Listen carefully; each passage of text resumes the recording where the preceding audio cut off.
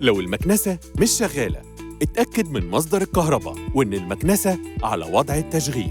لو شفط المكنسة ضعيف أو صوت المكنسة عالي، اتأكد إن علبة المكنسة مش مليانة وإنها نظيفة. واتأكد إن ماسورة المكنسة أو الفرشة مش مسدودة، واتأكد من نظافة الفلاتر. لو الهواء اللي خارج من المكنسة مش نقي، املاها لحد المؤشر. ولو لسه المشكلة مستمرة، اتوجه لأقرب مركز خدمة. مكنسة تورنيدو بضمان سنة من العربي. العربي، صناع الثقة.